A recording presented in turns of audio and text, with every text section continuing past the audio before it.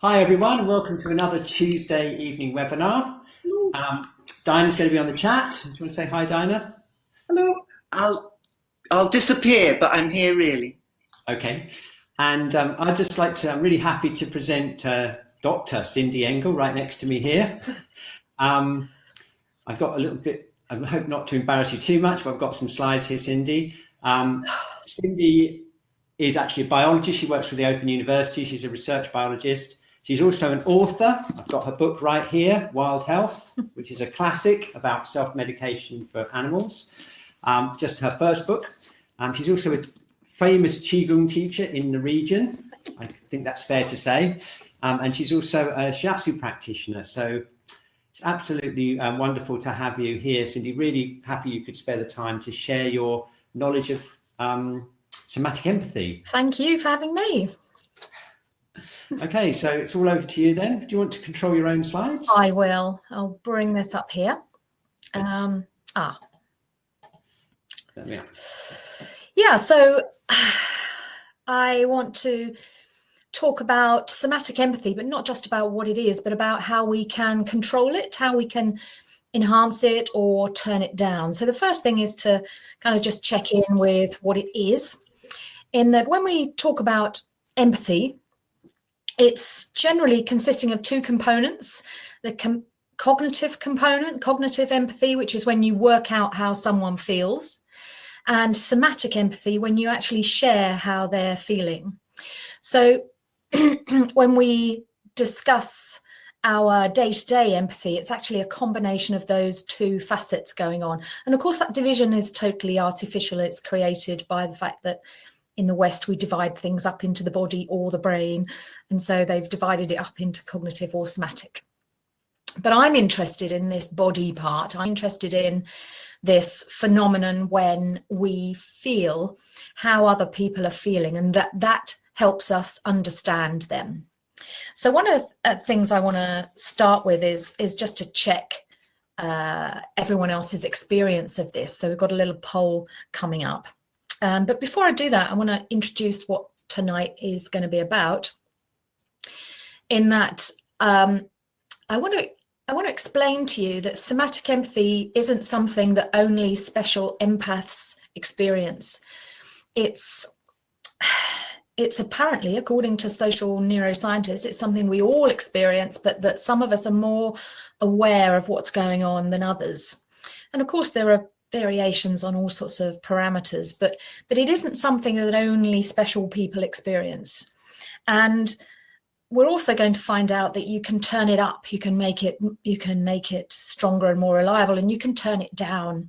And I'm going to end the webinar probably being quite controversial by saying that I don't think creating a bubble or a shield around you is the most effective way to reduce somatic empathy.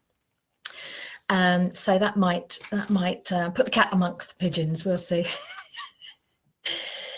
So shall we start with the poll just to see where everybody is? Now, I think it's down here. So I just do share, do I? Yeah, that's it. You've done it. So where's the question? Oh, yeah. So it's got several parts. How will these be saved, Cliv? Sorry? How? Yeah, just let them vote. We've got 29% voting. Okay. And the questions are: do you share physical conditions with your clients? No, never. Yes, sometimes. Yes, often. Or yes, all the time. That's don't moment building if it's all the time. Yes, exactly. Yeah, actually, we're getting a very large proportion of people who do feel somatic empathy. In fact, it's like 85% overall, with 58% or 57 or 58% sometimes, 25% often, and 3% all the time. So that's a lot of people out there. So that's the physical conditions. I'm also interested in the sharing the emotions. Okay, do you want to launch another poll? What do I have to do? I can do that for you. Can you deal with it, Cliff? Yeah, I can do the polls. Yeah. So, do you share emotional states with your clients? Would you like to launch that poll as well? Yes, Should we do that? Yeah. Yeah. Okay. So I'm going to share that poll as well. So there we are. What about the emotional states of your clients? Let's see if that varies at all from the physical. Or is it going to be around the same? We've got a lot of people voting. We've got over 90% of people voting. So just give a chance to do it. My suspicions are that it's easier to feel emotions, but we'll see. Yes, yeah, and actually that's definitely come out in the poll, because we've got like 93% share emotional states, Much easier. And we're up to 52% sometimes, 36% often, which is much higher than physical. Yeah. So yeah, definitely that's the case. You know, we've got a huge proportion of the viewers who share emotional states. Yeah, good. And the third part, the last part? The third one, yeah, this is the third poll. Do you share mental states? In other words, mental attitudes or thought patterns. So just taking it up to another sort of level there. Mental attitudes or thought patterns. Yeah, I don't expect people to be picking up the precise thoughts of others, but we do pick up thought patterns and really strong mental attitudes you can get quite easily. Mental attitudes, yeah, okay. Yeah. And this is a little bit less actually than the physical or the emotional. It's more like 80% of people are picking up mental attitudes or thought patterns. So it's interesting. It is, yeah. Yeah. Overall, though, this vast majority are picking up something. Yep. They've got something going on. A lot of them. And a lot of us have got many different levels of empathy there. Yeah. Well, I would expect that to be the case. Yes. Good. Okay. So, as I say, what I'm coming from is the idea that the finding that this is much more common than we're led to believe, and that we can look at the mechanisms that are going on in all of us. So, I don't know how big this slide is for people. Is it? It would be most of the screen, and if you want to make it bigger, you can always. There is actually a little bar that you can bring up and down and make our pictures smaller. I don't. Just a bar that you can put up and down at the bottom of your screen there, but it'll fill up the screen of most people's computers. Yeah, so pretty big. So what we're going to look at is the control dial for somatic empathy, and it may be surprising to you, but I'm not going to be talking about you picking up energy from people. I'm going to be talking about your attention and your perception of what's going on for somebody else. And there are obviously other variables going on, but this is the control dial that we have the most access to, or the most readily accessible. So here we've got an analogy of your attention being like a telescope. So here's a man looking out into the massive starry cosmos, but when he looks through the telescope, he's only seeing a small proportion of what's going on there. He can move it around, and that's exactly how your attention works. It works as a filter. It's filtering out all the information that's irrelevant. So you're only seeing what you are pointing your attention at, which kind of means we only see what we intend to see, but there we go. But the reason I like this telescope analogy is the scale. You know, what we are aware of is such a tiny, minuscule proportion of the information that's out there. And we tend to forget this, is that we are constantly filtering down, filtering out.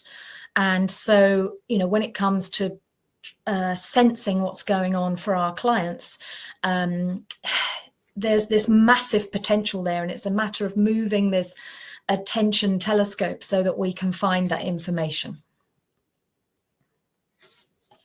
So it's a filtering system, and you'll have all come across this concept of what's called inattentional blindness. There's this famous experiment where you have two groups of people playing ball, and they've been told beforehand that they've got to count how many times their team touched the ball. And both teams have been told this. So both teams are only focusing on how many times their team members touch the ball, and they're told that it's very, very important.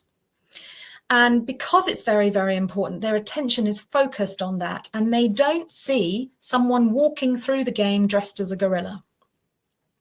Even when they have to go in front of the gorilla to get the ball, even when they have to go round the gorilla, they don't see it. And this is inattentional blindness, and it comes because of the degree of importance that is placed on winning this competition and counting correctly how many people. So their attention has filtered out something really huge and hairy. Now, not everybody experiences inattentional blindness. You won't be surprised to know that people with attention deficit disorder say, of course, there's a gorilla, you know, what's wrong with you all? You know, so people who have attentional,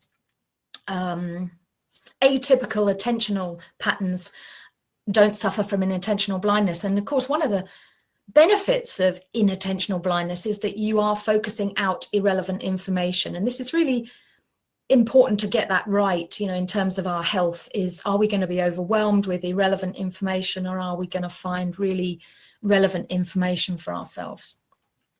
And this happens unconsciously. This is, you know, there's not much we can do about this apart from the intensity. So everyone knows about the gorilla experiment, but I doubt very much if you'll have heard about this experiment, because this only came out at Christmas. And it's really interesting research by a Japanese bunch of scientists. And what they've done is they've managed to create an artificial intelligence. So it's basically a computer that can monitor your brain activity and reconstruct what you are thinking about. So they put you in an MRI scanner and you get a particular pattern of activity of blood moving around in your brain. And this artificial intelligence can recreate the images that you're thinking about. So, I mean, that's crazy enough in itself. But what they've done is they've proven that attention creates your internal reality, because they take a picture like this, which is a double exposure. So you've got two images there. You've got the face and you've got the trees. And one bunch of people are told to only pay attention to the trees, and the other bunch of people are told to only pay attention to the man's face. And then the computer doesn't know what you've paid attention to. And the computer says, oh, that lot have got trees inside their head and that lot have got faces inside their head. And it does it, you know, correctly. And what that shows is quite phenomenal, because you've got the same sensory information there. Everyone's looking at the same colors, the same shapes. It's flat, there's no other information. And yet what they've done with their attention is create a completely different perception that is readable by a computer inside your head, you know. So pretty good piece of research, as in ruling out all the, you know, the subjectivity that we've got around things like attention. So what this kind of means is that amazing, isn't it? That's quite an amazing experiment. It is. And what it means is that, you know, what you're picking up from your clients has not got a lot to do with what's being presented to you. It's more to do with what you're doing with what's, you know, what you're paying attention to, what you're doing with that information. It's just quite hard to get across, but I'll do my best. So I want to show you that your attention is linked to your physiology, and I'm going to show you that there's also a link between your attention and someone else's physiology, and that's the bit where you feel somatic empathy. So this is what we're going to be focusing on. So have I got a little pointer? No, I haven't got a pointer. Okay, so over on the left, we've got a little pale grey circle. And this pale grey circle is paying attention to the dark grey circle. And as a result, they get darker. Yeah. Over here, that same little circle is paying attention to a dark green circle, and they get greener. What I'm trying to illustrate here with this really rather silly cartoon is that the telescope, the attention, is influencing your body. So what you pay attention to influences what's going on in your body. Now, we know this experientially, because we experience changes in our physiology when we change our attention. So take dramatic example, like a mother who's got a new baby and she's sitting at her desk paying attention to her work. And then she thinks of her baby that's asleep in the bedroom next door, and her breasts start to squirt milk. Her physiology has responded just to her attention shifting. She's got all the same sensory information in front of her, all the same senses coming in, but she shifted her attention and her physiology changed. I could give you lots and lots of examples of this. And then we've also got the experience as shiatsu practitioners where you shift your attention and your somatic empathy changes. I've got lots of examples of this where, you know, especially if I'm working on someone where the information I'm somatically experiencing is a bit unpleasant and strong, I'll just simply shift my attention away and my physiology calms down. And so yes, we've got this, not only is attention movable location-wise, and it's affecting us in this way, but we want to know, why is it affecting our physiology? And the answer is because perception is embodied. Now, we all know the phrase, and we've all heard it before, that perception is embodied, but what does it actually mean? You know, what does it come down to? And we take something simple like an apple, and here we've got this image that is just a flat two-dimensional image, and it's got yellows and greens and reds, and it's roughly circular. Now, that information going into our brain through our optic nerve into our visual cortex does not create appleness. What creates our perception of appleness is our body running through how it would feel if we held it, ate it, touched it, smelt it. We still use this original ancient intelligence of understanding the world, which is, how does it feel when you interact with it? You know, but like babies understand the world by interacting with them, putting them in their mouth, touching them and everything. And it's the earliest form of perceiving the world is, you know, how does it feel? And we perceive appleness by processing in all these different areas of the brain and the body about that being an apple. Its appleness is embodied. It's a somatic event. It's not a brain only event. Yeah. So, Questions? yeah, can I just do my conclusion on this section? Absolutely, yeah. And then we'll have a look at the conclusion of this little bit before we go on to the next bit is that we perceive the world as a body-brain system, not just a brain, which means that when we perceive other people, when we perceive our clients, we are using our body as well as our brain.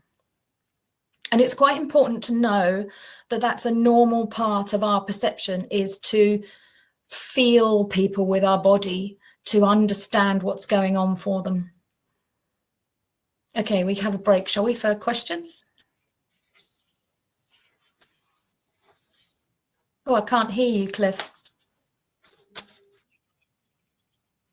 And then some of these, I think, a lot of people are asking about links and things like that. The first question was Biggie, and that was when we were doing the polls. And I think we're going to deal with this later. I think you're going to deal with this later on. When you say sharing physical, with somatic empathy, when you share things, does it mean you pick it up, or does it mean that it's inside after the treatment? Do you feel it after? It could be both, yeah. I guess. So this is what the webinar is trying to explain, is that I've got a double echo happening now. Don't know why that is. Is that no, we are creating an embodied perception of what we are gathering, the information we're gathering from the person. So we're not catching anything, we're not picking anything up, we're not, it'll all become clear by the time we get to the end of it. So how we perceive how another person is created internally by our internal simulations of how the world is. And that's true of everything, not just of other people. Where can you read about it is in the book that I'm writing and the course that I've written. Yeah, and there's links to that. There'll be links to that at the end of the webinar. Sorry, I couldn't keep up with all the flagging. Can you hear me, Cindy? She was asking about that Japanese, the trees and the face experiment. Yeah. Where can she read about it? That's all she wanted to know. Yeah, so what was the question then? Oh, right, yeah. I'll have to put that reference. I've got it in my notes here, but not in the notes there. Can I type it in somewhere? Yeah, that's probably the best. Either yeah. that, or we can get in touch. You can get in touch with you afterwards. I'm going to link to your website at the end. That's probably the best. Yeah. What other questions are there? Here's another one. Somatic empathy helps us to be better therapists or counsellors, but also leaves us more open to vicarious trauma. I guess that's picking up, although we don't pick things up, right? No, it does. And I mean, there's a whole section in the, sound like I'm selling a book that isn't even finished yet, but yeah, I've got a whole chapter on vicarious trauma, because the trouble is that what I'm telling you about tonight is how attention influences somatic empathy. And the trouble with being a counsellor or a therapist is that you have to pay attention to your clients in order to help them. But far worse, I can tell you, are drone killing soldiers and police video monitors. They have to pay attention to the most foul imagery ever, and they are suffering PTSD like there's no tomorrow, because they're embodying all this. Yeah. And what I want to show you tonight is that it doesn't have to be anything about, I mean, you can feel somatic empathy with a photograph, you can feel somatic empathy with a statue, because it's embodied perception. Now, you can get the extra information from interaction with their fields or interactions with the odors or anything. You can get loads of extra information that you then embody, but you can do the basic embodied perception without the person being there. And that means that it's not related to whether they're in your room at the time, or it is to do with attention, which is why I'm doing a whole hour on this topic of attention. Shall we have a go? Zora asking about where the research is. So again, we'll give her links to your website. Tamsin asked whether the difference between what is the attention and intention. Could you just clear that up before we go any further? Yeah. We haven't got time to do the whole caboodle of intention, but I am going to, towards the end, I am going to get into the difference between attention and pre-attentive phase. And the pre-attentive phase is where your intention matters.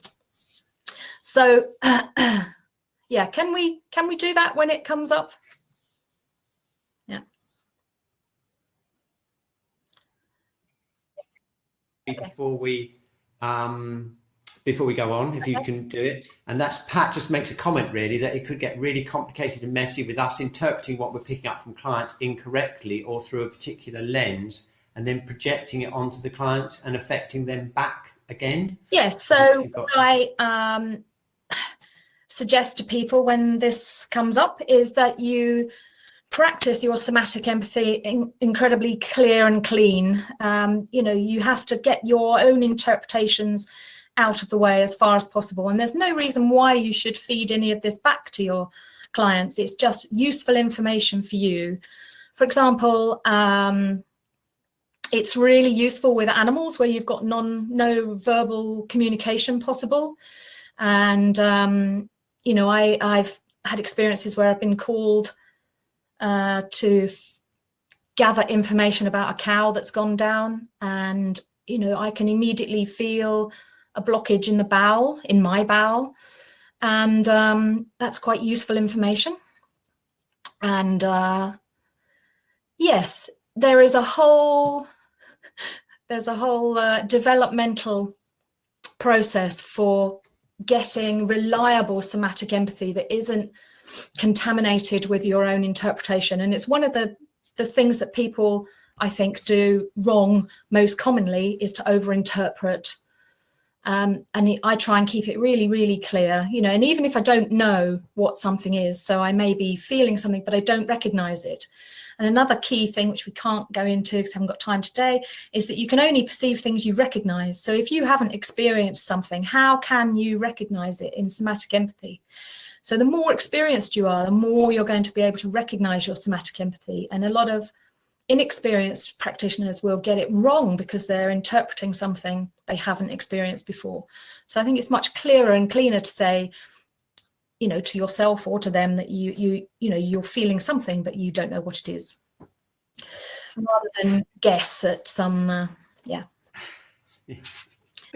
Okay, great. I think you better continue. Some of the questions are coming, I know you're going to deal with later on. So if you just like to continue, otherwise we'll be here all night with the... Exactly. And it all comes from the same thing. So this picture, bearing in mind that you now know that you perceive with your body, if you look at this picture and you are interested in how this man is feeling, I want you to just notice what happens to your body.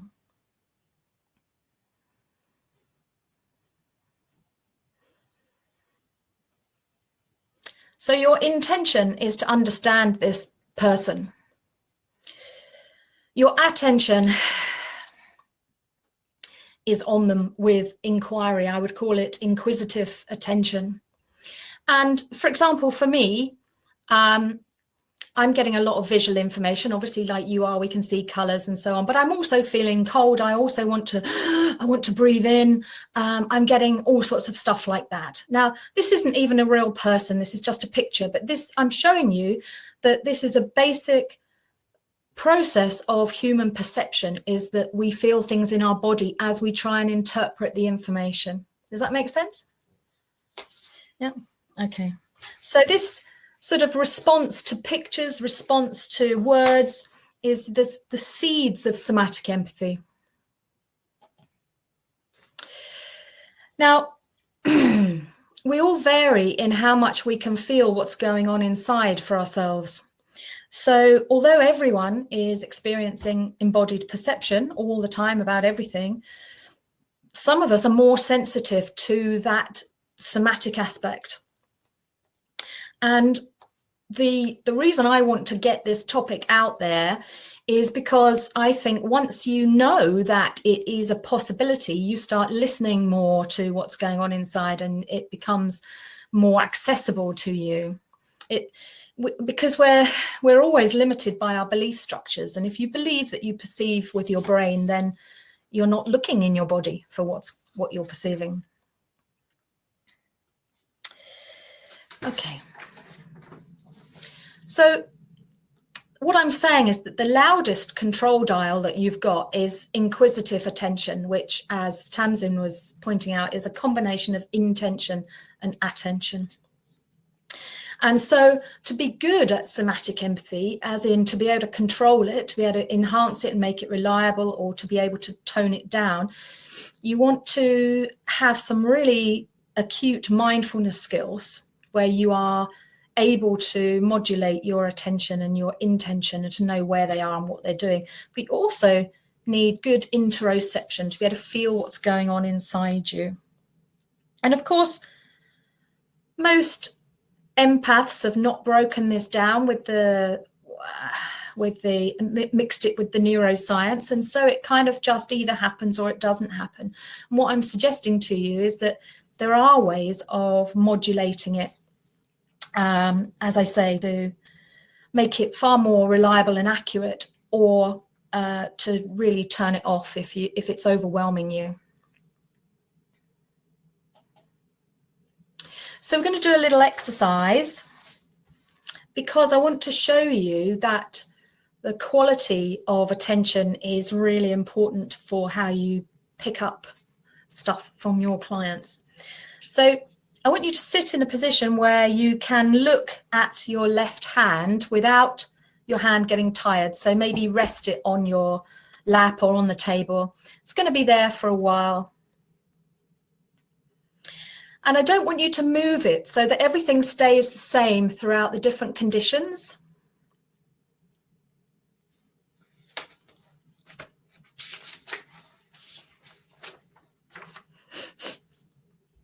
And your palm is up, so you can see your left palm. And the first thing we're going to do is to use visual attention. So I want you to just look at your left hand and see what information you can glean about your hand just from looking at it. So obviously you've got color and texture and so on. So you just spend not very long just gathering visual information.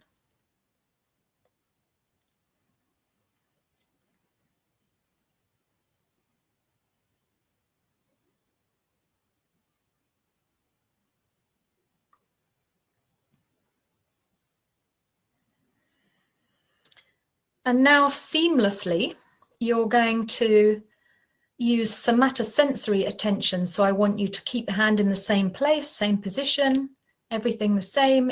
You're still looking at it, but now you are feeling what it feels like.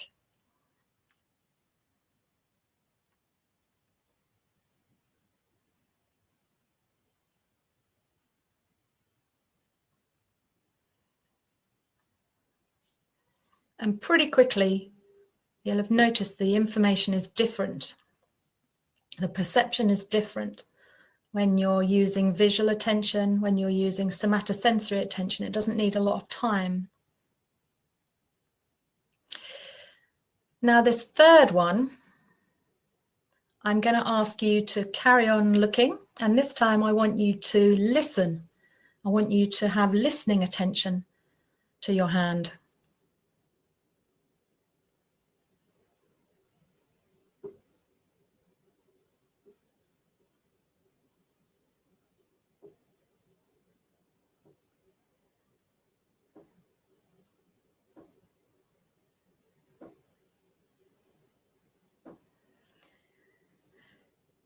And I'm expecting that all those three conditions feel different. So let's finish up. It doesn't take a lot of time. You say listen, am I actually like trying to hear my hand? Well, there we go. This is the really interesting thing, is that we're kind of stuck in this idea that, you know, the eyes do light and the ears do sound and your skin does touch. You know, what we're taught at school, these 5 senses, and they have these 5 things that they sense. And of course, that's not the reality of it at all. You know, these are the specialist organs. Your eyes are specialist organs for light, but they're certainly not the only parts of your body that can detect light. And your ears are specialist organs for hearing, but they're not the only part of your body that can sense sound vibration coming through. So when I'm just getting you to try and shift the part of your body-brain system that you're using to sense information from the same object. Yeah. Now, what happens with, you can all do the visual because we're all used to looking at things. You see the color, the shape. You can all do the feeling. I'm sure you can feel the blood pumping inside and the temperature, and it feels different when you're feeling rather than looking. And when it goes to listening, your attention goes boof, goes really wide, really broad, because listening is a receptive attention and it's very broad. Yeah, you can't listen in a certain direction like you can look. You can look in a certain direction, but you can't listen very directionally. So it's very broad and it's receptive. You're waiting for sound to come to you. Whereas with vision, there's very much a looking, you're doing something. Yeah. So it uses a different part of your brain and it will give you different information. So what I'm trying to show here is that Attention is such a powerful thing. Not only can you point your telescope at different parts of the cosmos, but it affects your physiology, and you can change the quality of that attention using different parts of your body-brain system to give you different somatic information. And as I say, for most of us, we've not taken this apart. Somatic empathy either happens or it doesn't happen. But if you want to start getting good at it, or you want to start turning it off, then you have to really hone in on these controlling mechanisms. What is it that is going to make it more accurate, or what is going to reduce it? So, where's my little thing gone? Conclusion at this stage is that we can control what our attention points at, we can control what we attend with, and that these both influence your somatic empathy.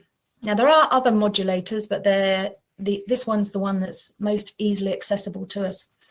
So, when somebody says to me that they get overwhelmed when they're working on people, they feel too much of their client stuff, or they're working with chronically sick, chronically disturbed, and they're suffering vicarious trauma, how do they turn it down? And people often say that they erect some sort of psychological shield around them, or a boundary. And what I'm hoping has come across from this tiny little introduction is that by putting your attention on the creation of a shield or a protective egg, you have shifted your attention away from the person. So you will reduce your somatic empathy, because you've now putting your attention in the creation of this shield. But that'll only work all the while you've got your attention in this artificial shield you're creating. And that's not how minds work. They don't stay in one place, do they? And my problem with that is that the conceptual model you have of people being harmful to you will alert your unconscious, which is constantly trying to protect you and keep you alive, and it will pay more attention to this dangerous client than if you weren't shielding. Because your adaptive unconscious is constantly looking for potential dangers from people.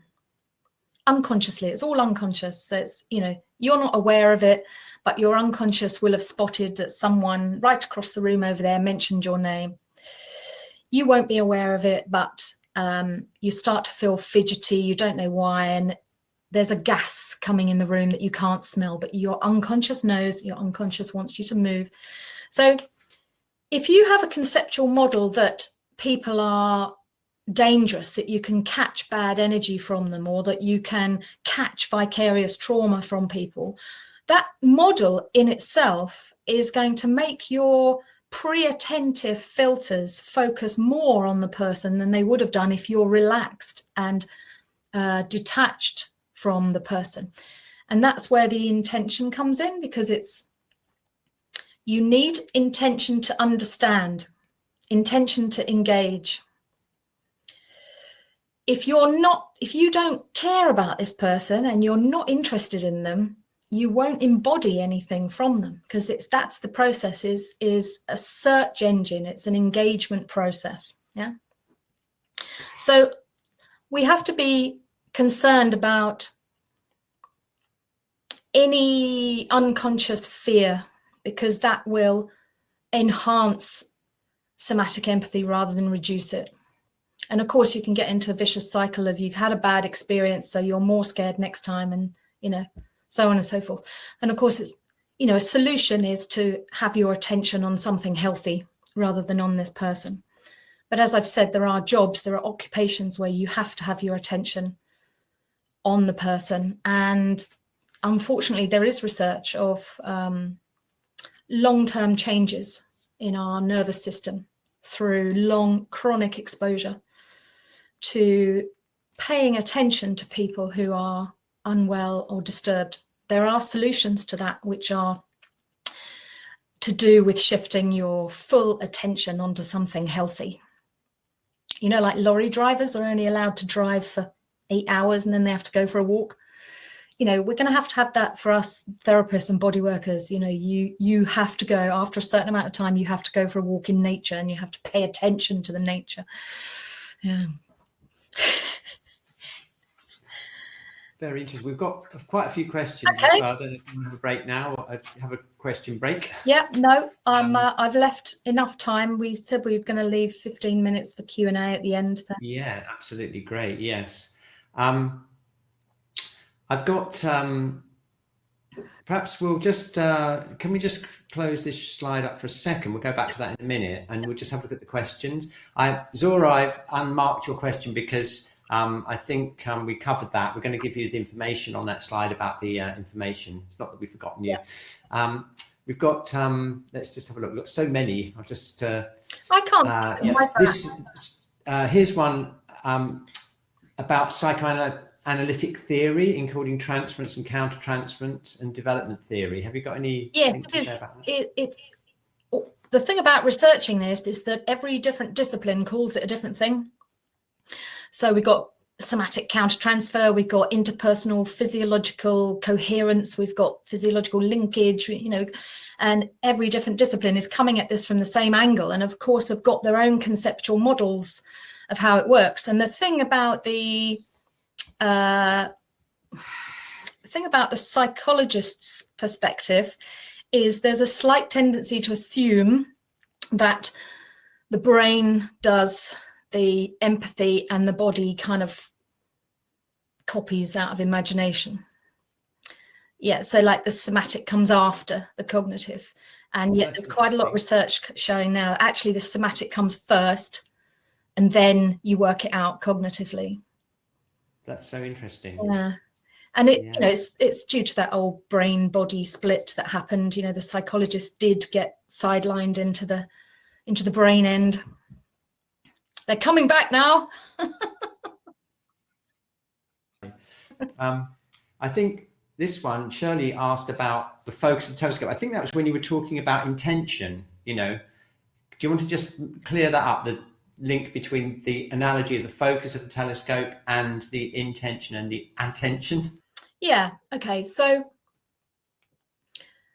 when you have a client come in, you have a cacophony of possible information, and you cannot take it all in, and you cannot feel it all, and you can't solve it all. So there has to be a decision at some point, and it's probably, you know, quite often unconscious, but as a therapist it should be quite conscious what your intention is for the treatment. Yeah. So is your intention to, and for me, it's all about inquiry. If you want to feel somatic empathy, it's about triggering that sense of inquiry in your body, because it's the inquiry that gets the somatic response, the embodied perception. Your unconscious is trying to answer that inquiry for you, and it will answer it in the body-brain system. So you have to have an intention for what you want to understand. So I might wonder, how is this person feeling emotionally? Now, I don't have to verbalize that, but that is an intention I have, is that I'm interested in its volition. It's not even, you know, a thought out intention. It's before that language, it's a volition. I want to understand this person's emotion, and just that level of unstated intention is enough to shift pre-attentive changes. Now, these are fascinating because what they do is it sorts out which senses are going to get ready, and it turns off the senses you're not going to need. It ramps up the senses that you do want to use. And so before you've even shifted your attention to them, your body has changed the whole sensory dynamic of what it's going to pick up, which I think is really cool. And that's why you must be clear about what your intention is and your attention, because otherwise you're not instructing your system as efficiently as you can. Yeah. So if I want to feel, you know, how is this man's hip? What does this man's hip feel like? just having that inquiry sets these pre-attentive filters to tune into hip pain, hip sensory, proprioception, somatosensory stuff in my hips, switch off everything else and just really focus down there. So by the time I've paid attention to his hip, everything's pump primed and ready. Does that answer that? More than answers it. Here's another interesting one. Look, this is Mark says he's been looking philosophically at intention. I think this is consciousness of an object. Have a read of Analytical Buddhism. It makes good framework for your sensitivity. The simulation model is disinstated. What is intimacy? There's a lot in there. Yes. But I don't know if you know anything about that, Analytical Buddhism, or I know a lot of all of the Eastern. I've been doing quite a lot of study of Buddhism and yoga myself over the last few months, and it is really all about an examination, an internal examination of the conscious structure of consciousness, isn't it? So there must be some parallels there. It's entirely all about what is consciousness, because it's rather distracting that I can't see you, Cliff, because you're hiding behind the question. But for some reason I can't talk to you unless I can see you. Yeah, it's one of the reasons that there aren't very many good scientific books about somatic empathy is that, you know, scientists don't yet understand consciousness, and that it is all about the nature of consciousness. And what is fascinating is how much somatic empathy certain people can feel with inanimate objects. And then the other end of the spectrum, which is a chapter I'm writing at the moment, which is absolutely fascinating me, is how our hearts and brains have this silent conversation with other hearts and brains without us knowing. And it doesn't have to be someone you know particularly well. It happens with strangers, but it only happens when there's a modicum of interest or relevance. So it doesn't happen automatically. It's not like two guitar strings sort of resonating off each other. It's not a physical thing like that. It's very much an unconscious decision. It's that filter again. It's that, is this person someone I'm interested in or not? And if you are, then your physiology starts to come into coordination with theirs. And it's all tied in with attachment theory and self-regulation, co-regulation. Like we're physiologically linked with our mother, and then it gets reduced as you get older, and then you fix on someone else. And and That's amazing. I hadn't thought about all that, because that's the link, isn't it? The link, the neuroscience is the link between that, all of that psychological theory. There's such a lot of it out there, but it's not really rooted in the body, is it? no, not at all. You know, and the psychologists are really reluctant to get the body involved. I don't know why. There you are. And vice versa, you know. So Here's Clinton. But what is fascinating is how if you're in a long-term relationship and your brains are dynamically coupled and your physiology is coordinated, when you split up, you have a physiological dysregulation going on, which is why it feels so terrible. Yeah, broken heart syndrome, all that. Yeah. I wonder if the listening receptive state is the same as when we say listen to the body, when we say listen to the body in shiatsu? I think it is. It's what I use, yeah. Mm-hmm. And from my Qigong hat, with my Qigong hat on, listening attention is the most pure form of consciousness that we can access. There we go. Tamsin got it right on then. What about Seiki? Because I'm thinking about lots of things actually, but Seiki is obviously one of them, because that's I'm thinking about Alice Wilden and Renee's work. I mean, they are very precise about how they use their attention, aren't they, in Seiki? I don't know if you've got anything to say about that. I better not. Not in the last 5 minutes. Yeah, I mean, the resonance thing, yeah, it's a different area. Oh, it's a different area. We'll have to have another webinar on that. Yeah, sorry.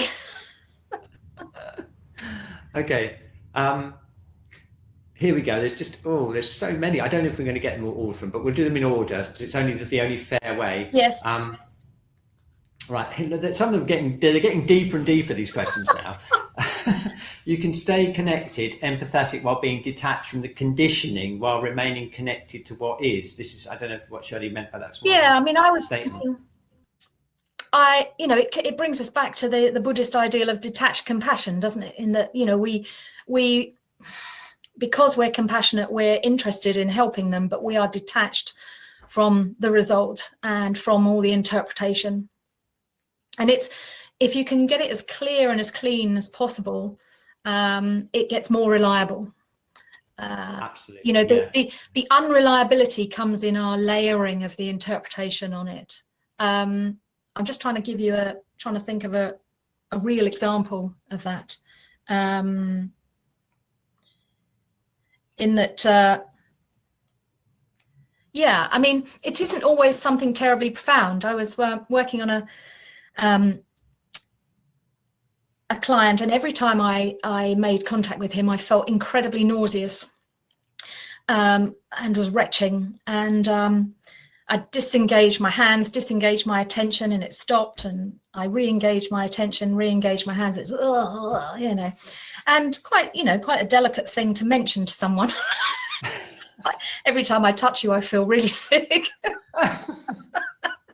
But it was so strong that I did have to ask,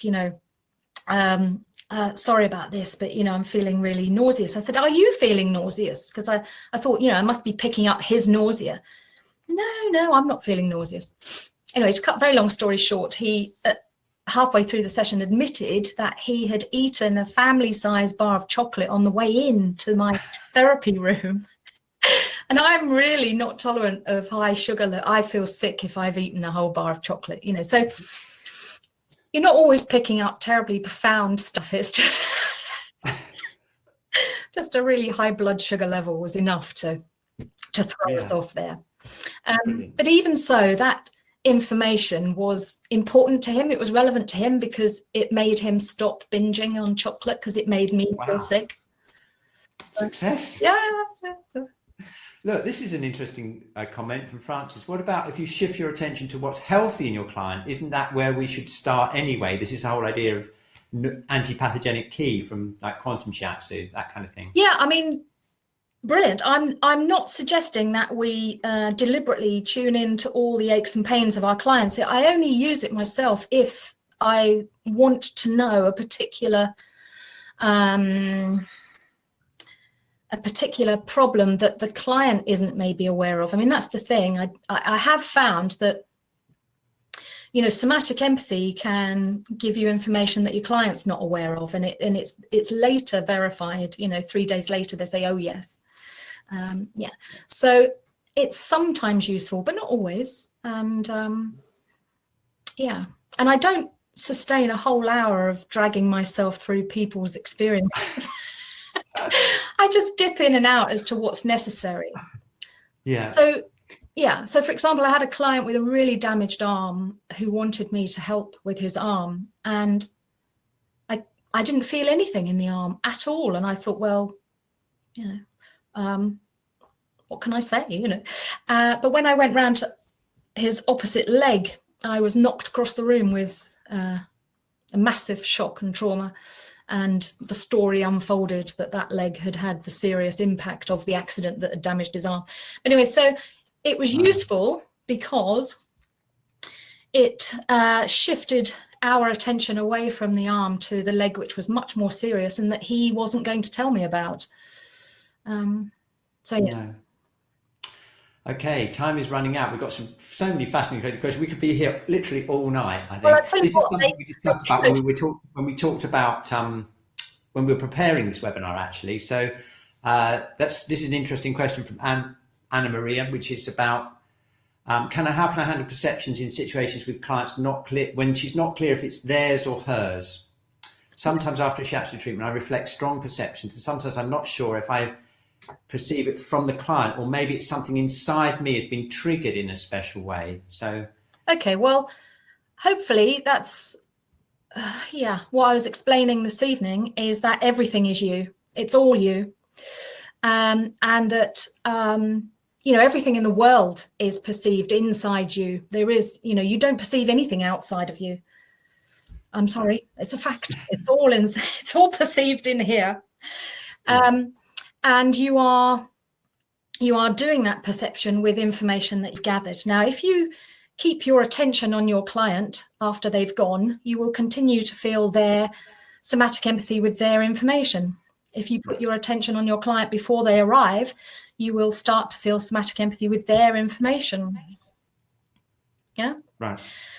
The question of whether it's you or whether it's them, it's all you, but you've based that on information you've got from them. So the distinction is why people like Cliff and others teach us how to clear yourself before you make contact with the client, so that you assess yourself as a baseline. How do I feel? What are my emotions? How's my mental state? How's my body? Oh, it's all normal, me. Then you're working on the client, and it all changes. So that's information from them. Right. So that totally explains the whole so-called purification practices that we have, the clearing practices. They're essentially, in a way, to provide a clean slate, aren't they? To just be able to do that. Wipe all the information off. And I mean, we're never going to be pure tuning forks, but what we will is have a recognizable me. This is my normal tuning fork. It might be a bit like that, but that's my tuning fork. Whereas if it changes to that, then I know that's the client. Yeah. Yeah. Okay, yeah. Okay, Catherine asked this. She works over Zoom, which we also talked about, didn't we? And I noticed that on your website, there's a whole thing that I really encourage you to visit Cindy's website at the end because there's so much information there. And there is stuff there about Zoom. And she finds that the fact that the visual and the sound is a little bit out of sync is an issue for her. I don't know if you've got any ideas for people using Zoom for therapy. What's surprising about Zoom is, and I think it's only surprising because the sort of conceptual model that people have was incorrect, is that people were surprised how much they could pick up via Zoom. And for me, it can be even stronger. And the reason is because your attention's going like that. It's all focused on the person, trying to understand them, trying to see them, trying to gather as much as you can from this person. And it's the same reason that the police suffer so much and the Facebook monitors suffer so much from PTSD, from trying to understand this horrendous material that they're looking at, in order to take them to court or whatever. And when you're trying to understand someone with very little information, it focuses that attention, that telescope, and becomes very strong, the somatic empathy coming back. So I think, if you understand how it works, so you can understand why it still works over Zoom. The time delay is, maybe our nervous systems will get used to it. Maybe we'll adapt. Adapt little filters. Here's a quick question from Jose about mindfulness. Could we say that mindfulness is similar to attention like a telescope? Just want to clear that up. Well, when I say mindfulness in this context, I'm talking about mental skills, really. Being able to be aware what your attention is doing and what your intentions are. I mean, a lot of people are completely unaware of what their intentions or attentions are. So it's just getting a little bit of awareness of what's going on so that you can then modulate it and notice what the effect is. Yeah. Okay, just got one more, I think, which is apart from Shirley, I'll just deal with that later, but Barbara talks about constellation therapy, which I know a little bit about, not very much, but I've heard it's really amazing. There's clearly a way a body feels when representing someone else, when people represent different characters. Is this where psychologists are already engaging in somatic experience? Yeah, and I mean, there are, there are huge bands of, psychotherapists who are using somatics in their work. That, as I say, the crossover is returning now, but we did have this artificial split for a long time where psychologists only thought about the brain. And they do just assume the mind is only in the brain, So, but now it's changing, luckily. Yeah. And actors have to do this all the time, have to put themselves in another character and feel it all the way through. And that's totally same thing. Yeah. Absolutely. Yeah. Yeah, absolutely. Yeah. Okay, I'm going to put your slides up again. We've only got literally a few seconds left. It's been absolutely fascinating, as always, Cindy. I mean, we could literally be here for a whole week.